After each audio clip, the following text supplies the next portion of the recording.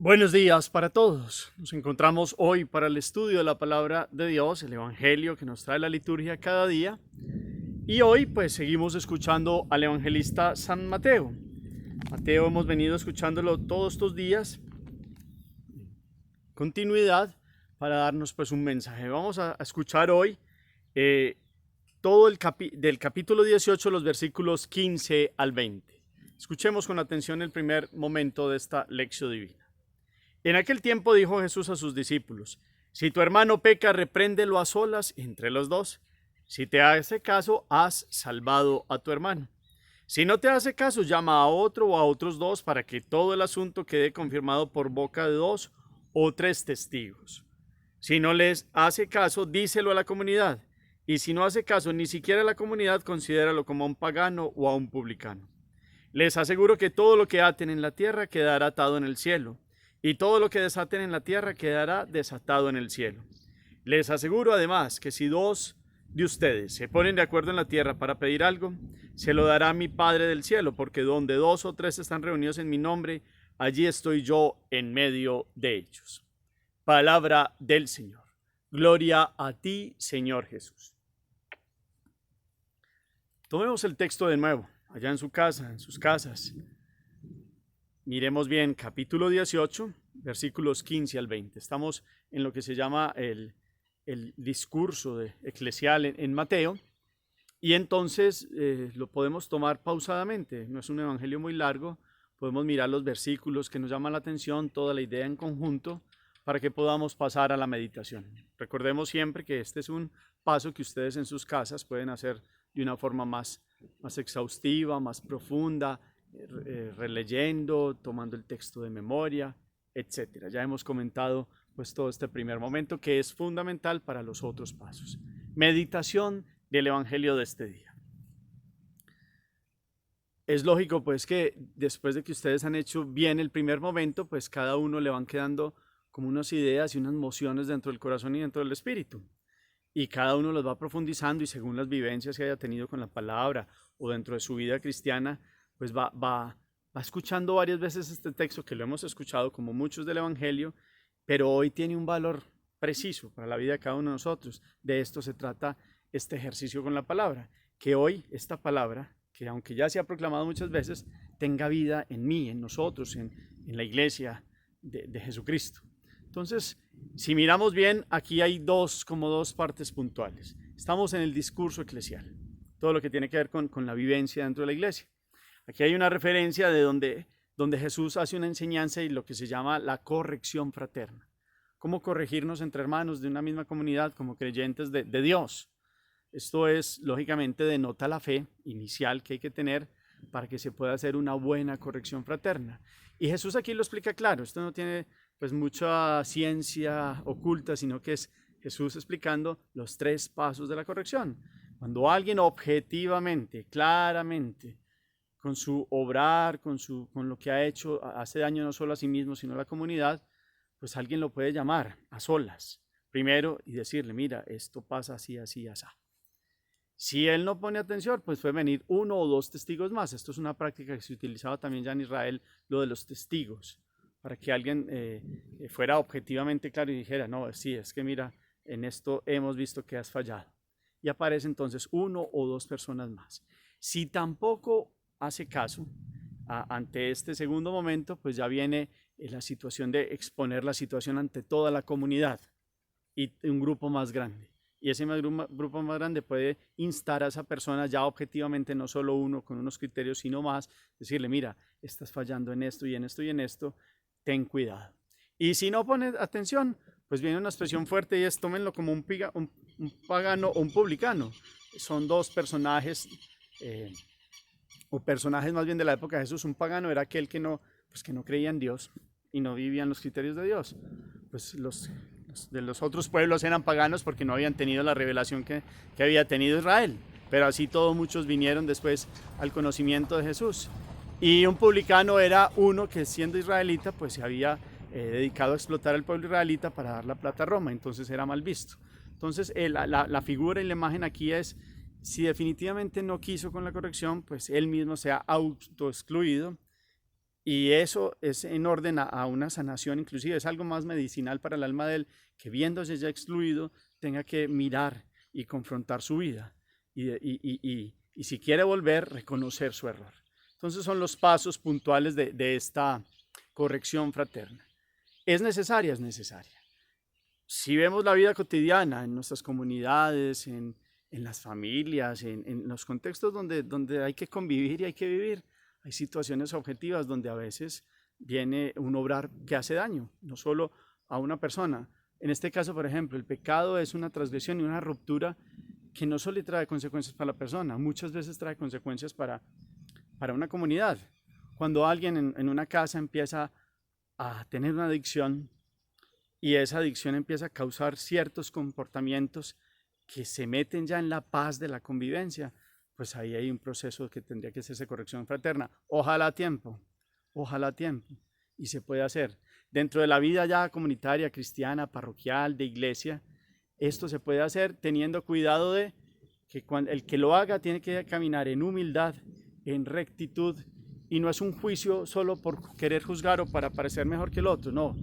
Es dentro de la humildad del día a día, del reconocer que todos tenemos limitaciones, porque todos tenemos algún tipo de limitaciones, uno más, otros menos, o algún tipo de pecado, pues alguien pueda decir claramente, no, esto sí está afectando ya la vida de la comunidad, de la parroquia, de la familia, etcétera, etcétera, y hay que obrar. Y se procede de esta triple forma. Ojalá no haya que llegar hasta ni al segundo ni al tercer paso, sino que la persona diga, sí, verdad, reconozco mi error, gracias por llamarme la atención sobre esto y voy a intentar cambiar. Pues eso significaría un grado de humildad muy grande, que es el cual nos invita también Jesús.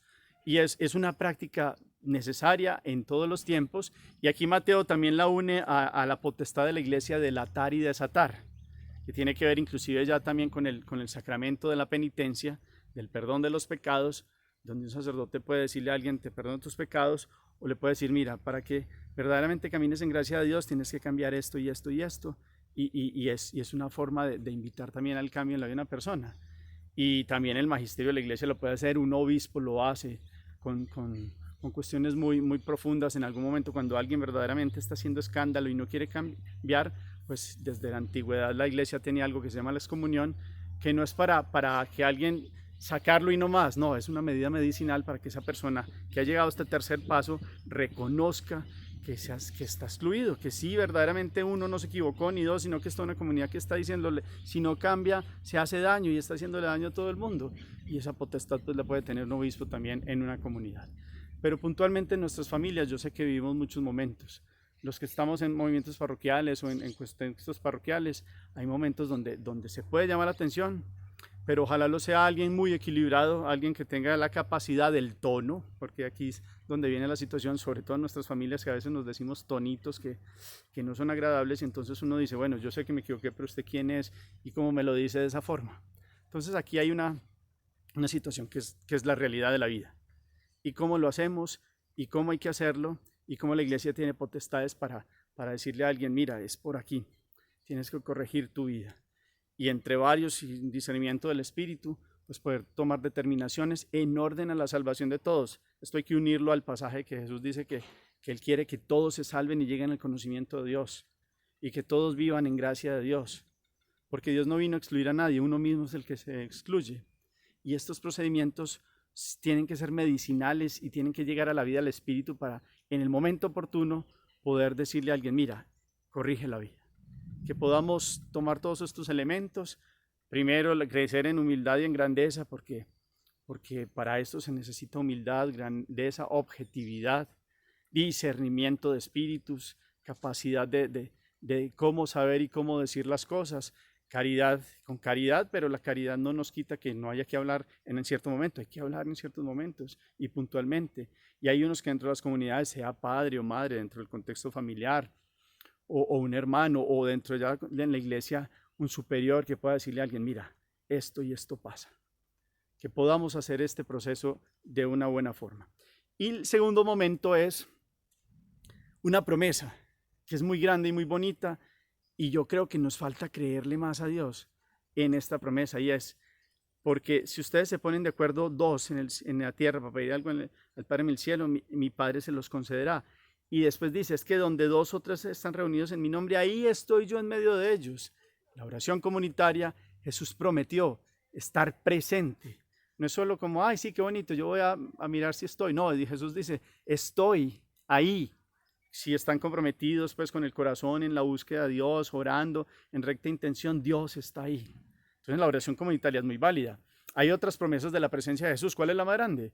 El que come mi carne y bebe mi sangre habita en mí y yo en él. Esa es la presencia más grande, la Eucaristía, la número uno. Esa sí es fundamental, primordial en la vida cristiana. Después también Jesús dice, cuando vayas a orar, entra en tu cuarto y Dios que está ahí en lo escondido, escucha ahí en lo secreto. Esa es para la oración personal y es presencia de Dios. Hay otra que dice que cuando le da uno un vaso de agua o hace el bien a alguien, ahí está Dios. Nosotros estamos haciendo el bien a Dios a través en una persona real y concreta, ahí está Dios. Pero esta que es oración comunitaria, donde dos o tres se reúnen en mi nombre, ahí estoy yo también en medio de ellos. Es verdad, creámoslo.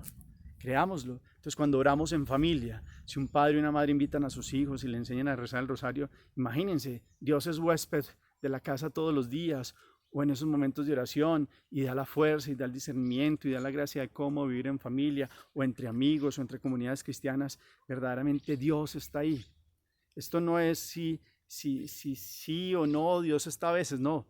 Si es en rectitud, si es en búsqueda de Dios, Dios está presente ahí donde dos o tres le claman, donde dos o tres le buscan, donde hay oración comunitaria, donde hay invocación del nombre de Dios en coro.